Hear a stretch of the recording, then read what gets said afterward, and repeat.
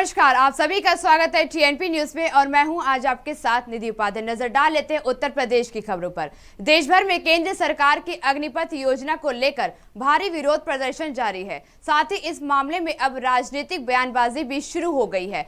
इसी सबके बीच यूपी के डिप्टी सीएम केशव प्रसाद मौर्य ने इस विरोध प्रदर्शन को लेकर विपक्ष पर निशाना साधा है और कहा है कि देश सेवा का जज्बा रखने वाले युवा सेना में भर्ती होने की तैयारी करें। 20 जून से थल सेना, 24 जून से वायु सेना के लिए भर्ती प्रक्रिया शुरू हो रही है। युवा किसी के बहकावे में आकर राष्ट्रीय और निजी संपत्ति को नुकसान नहीं पहुंचाएं। राजनीतिक विरोधी जनता के नकारे जाने के बाद भड़काना बंद करें। केंद्र सरकार ने अग्निपथ योजना के तहत आवेदन की उम्र सीमा बढ़ाकर 23 साल कर दी है। इसके बावजूद प्रदेश में कई जगहों पर छात्रों का विरोध प्रदर्शन जारी है और इन्हीं सबके बीच बीजेपी सांसदों का आरोप है कि विपक्षी दल छात्रों को बरगला रहे हैं। उनका कहना है कि जो दल बीजेपी से घृणा करते हैं वे अब छात्रों को इस मुद्दे पर भी भड़का रहे हैं। वहीं बीजेपी सांसदों ने छात्रों से अपील की है कि विपक्ष के हाथ की कठपुतली ना बने। बता दें कि गोरखपुर से सांसद रवि किशन ने छात्रों से इस तरह के आंदोलन न करने की अपील की है।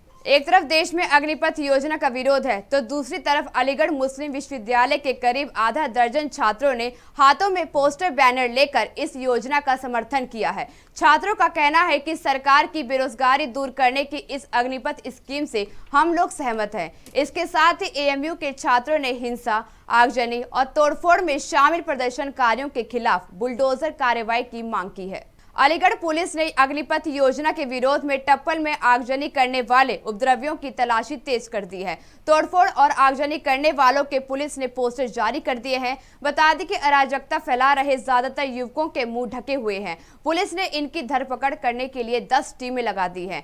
साथ ही पुलिस ने अपराधियों की सूचना देने वालों को इनाम देने की घोषणा की है। केंद्र सरकार की अग्निपथ योजना को लेकर युवाओं ने जमकर बवाल मचा रखा है और इसी के चलते आगरा दिल्ली मार्ग, यमुना एक्सप्रेसवे और भरतपुर रोड पर वाहनों में जमकर तोड़फोड़ की गई। वहीं हरियाणा से बालाजी जा रही हरियाणा रोडवेज बस में आग लगा दी गई। पुलिस को जवाबी कार्रवाई करते हुए आंसू गैस के गोले और फायरिंग करनी पड़ी। देर शाम तक मथुरा पुलिस ने उपद्रवियों के खिलाफ संगीन धाराओं में मुकदमा दर्ज किया था। अब पुलिस ने कार्रवाई करते हुए 80 लोगों को गिरफ्तार कर लिया है। बरेली के फतेहगंज पश्चिमी में अग्निपथ योजना के कारण उग्र विरोध प्रदर्शन जारी है। करीब 200 से ज्यादा युवाओं ने फतेहगंज पश्चिमी टोल प्लाजा पर हंगामा किया। मामले की सूचना मिलते ही पुलिस अधिकारी मौके पर पहुंच गए और भारी संख्या में पुलिस बल की तैनाती की गई। आक्रोशित युवाओं को अधिकारियों ने समझाया तो वह मान गए। इसके बाद रास्ते खाली करा दिए गए। कानपुर झांसी नेशनल हाईवे पर सैकड़ों युवाओं ने अग्निपथ योजना को लेकर विरोध प्रदर्शन किया, जिसके कारण कई घंटों तक यातायात प्रभावित रहा। यही नहीं, प्रदर्शनकारी लालपुर रेलवे स्टेशन पर पहुंच गए और रेलवे ट्रैक को भी जाम कर दिया। मामले की जानकारी मिलते ही पुलिस अधिकारी मौके पर पहुंचे और सभी युवाओं को समझाया। आर्मी की भर्ती करने के लिए 3 साल मिलते हैं, 3 साल और 2 साल से भर्ती नहीं आई। बच्चे एज ओवर हो गए, पुरानी भर्तियां रद्द कर दी गई सारी। अब पुरानी भर्तियां रद्द कर दी गई तो हम लोग क्या करें बताइए। वापस रिटर्न क्लियर किया, फिजिकल क्लियर किया, मेडिकल क्लियर किया, ज्वाइनिंग आनी थी। बताइए ज्वाइनिंग कैंसिल कर दी हमारी गलती क्या है? ऐसा कर रहा है तो चुनाव में भी ऐसा करे। सभी जगह जितने बच्चे हैं, युवक हैं, सभी को समझा बुझा के और बहुत समझदार युवक हैं, सब समझ के अपने से पूरी चीज़ को समझ के खुद सभी जगह छोड़ के जा रहे हैं और जहाँ जहाँ उनको अपनी बात को और क्लैरिफाई करना है हम लोग उस बात को और क्लैरिफाई कर रहे हैं। तो सभी जगह समझा बुझा के ही उनको समझा बुझा के और उनको आगे बढ़ाया जा रहा है। बलिया में अग्निपथ योजना को लेकर हुए बवाल के बाद रेलवे स्टेशन की सुरक्षा व्यवस्था बढ़ाई गई है। मामले की जानकारी देते हुए जिलाधिकारी ने बताया कि विभिन्न संवेदनशील और सार्वजनिक स्थानों को चिन्हित करके सुरक्षा बढ़ा दी गई है और साथ ही जिले में 2 महीने के लिए धारा 144 लागू कर दी गई है। वहीं 109 लोगों को जेल भेजा गया और 300 अज्ञात उपद्रवियों पर संगीन धारा लगा के मुकदमा दर्ज कर लिया गया है। द्वारा 109 लोगों को गिरफ्तार करके भेजा गया है और गंभीर धाराओं में मुकदमा पंजीकृत कर हमारी अग्रिम विधिक कार्रवाई की जा रही है, जिसमें लगभग 300 ज्ञात लोगों के खिलाफ एक मुकदमा पंजीकृत है और अन्य जो तहरीर मिल रही है उनको मुकदमा पंजीकृत करके जीआरपी द्वारा मुकदमा पंजीकृत किया गया। अग्रिम जो भी विधिक कार्रवाई है उससे आप लोगों को अवगत करें। विभिन्न संवेदनशील स्थानों को चिन्हित करके सभी जगह भारी पुलिस बल का मजिस्ट्रेट्स की डिप्लॉयमेंट कर रखा है और सुबह 4 बजे से ही हम लोगों की पूरी ड्यूटी डिप्लॉयड है और सतर्क है।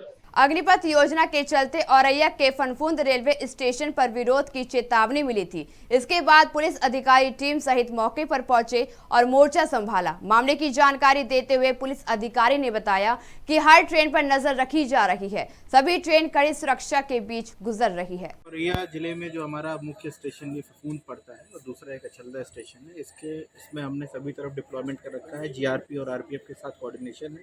साथ में हमारे यहाँ जो दिव्यापुर की तरफ आने वाले रास्ते हैं उसमें चेकिंग लगा के रखी हुई है, जिसके फलस्वरूप ऐसे 2-3 शख्स हैं जिनको हमने अभी पूछताछ के लिए बैठाया है। उनसे बात करी जा रही है क्योंकि वो संदिग्ध प्रतीत हो रहे थे और अभी तक पूरी तरीके से शांतिपूर्ण स्थिति यहाँ पे है और हमारी फोर्स चाक चौबंद है। पूरी तरफ व्यवस्था लामबंद है और ऐसी कोई भी स्थिति से निपटने के लिए पूरी तरह तैयार है। वक्त तो चला एक छोटे से ब्रेक का, आप बने रहिए टीएनपी न्यूज के साथ। टीएनपी न्यूज एक हिंदी भाषी न्यूज चैनल है। टीएनपी ग्रुप का मूल उद्देश्य ग्रामीण क्षेत्र के युवाओं को पत्रकारिता का ज्ञान और कौशल प्रदान करना है। अधिक जानकारी के लिए विजिट करें हमारी वेबसाइट tnpnews.in या graminreporter.com।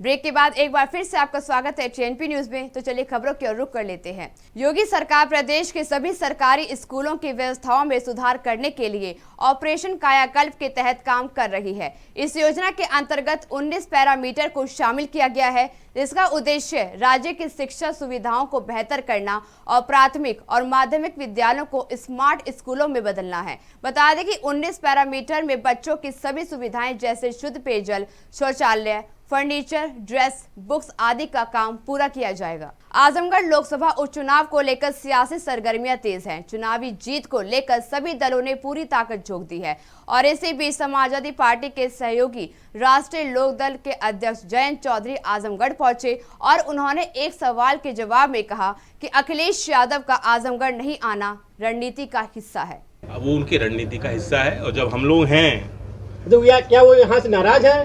मुझे उन्होंने निजी तौर पे मुझे कहा कि आप आजमगढ़ जाइए और क्योंकि हमारा गठबंधन है भाजपा मैं उनका संदेश जनता को दूं। यूपी में इनकम टैक्स विभाग ने सरकारी अफसरों के खिलाफ छापेमारी की बड़ी कार्रवाई को अंजाम दिया है। ये छापेमारी उन अफसरों के खिलाफ की जा रही है जो सरकारी योजनाओं में सेंध लगाकर भ्रष्टाचार करते हैं। बता दें कि इस रेड की चपेट में उद्योग और उद्यमिता विभाग के कई बड़े अधिकारी भी शामिल हैं। पीलीभीत में तेज रफ्तार कार ट्रैक्टर ट्रॉली से टकरा गई। बता दें कि ये हादसा पूरनपुर और खुटार हाईवे के बीच हुआ। इसमें 3 लोगों की मौत हो गई और 3 अन्य गंभीर रूप से घायल हो गए। मामले की जानकारी मिलते ही पुलिस मौके पर पहुंची, जिसके बाद घायलों को इलाज के लिए और शवों को पोस्टमार्टम के लिए अस्पताल भेजा गया। शाहजहांपुर के फतेहपुर इलाके में एक सिरफिरे युवक ने मां बेटी पर धारदार हथियार से हमला कर दिया। इस दौरान मां की मौत हो गई जबकि बेटी गंभीर रूप से घायल हो गई। मामले की सूचना मिलते ही पुलिस मौके पर पहुंची। बता दें कि आरोपी घर में लड़की को उर्दू पढ़ाने आता था और लड़की से एक तरफा प्यार का विरोध करने पर उसने मां की हत्या कर दी। ये दोनों नमाज पढ़ रही थी। नमाज पढ़ते वक्त वो घर में घुसा, उसने गोली मारी, राड मारी, चाकू मारा, जो मारा सब आप लोगों के सामने घाव डॉक्टर बताएगा क्या क्या मारा है। क्या कोई रंजिश थी क्या? कुरान पढ़ाता था, फोन पे बात करने कहता था वो नहीं करते थे। यूपी में लखनऊ और वाराणसी सहित आसपास के जिलों में बादल छाए रहेंगे और बारिश की संभावना है। भारतीय मौसम विज्ञान विभाग के मुताबिक प्रदेश में अलग अलग जगहों पर अगले 2 से 3 दिनों में बारिश के आसार है। वहीं रविवार को पश्चिमी उत्तर प्रदेश के कई इलाकों में बारिश का अनुमान है। 20 और 21 जून को भी कुछ ऐसा ही मौसम रहेगा और बीच बीच में बारिश होती रहेगी। उत्तर प्रदेश के बुलेटिन में इतना ही। बाकी देश और दुनिया की तमाम खबरों के लिए आप देखते रहिए टीएनपी न्यूज और खबरों को विस्तार से जानने के लिए आप हमारी वेबसाइट पर भी लॉगिन कर सकते हैं। हमारी वेबसाइट है www.tnpnews.in। नमस्कार।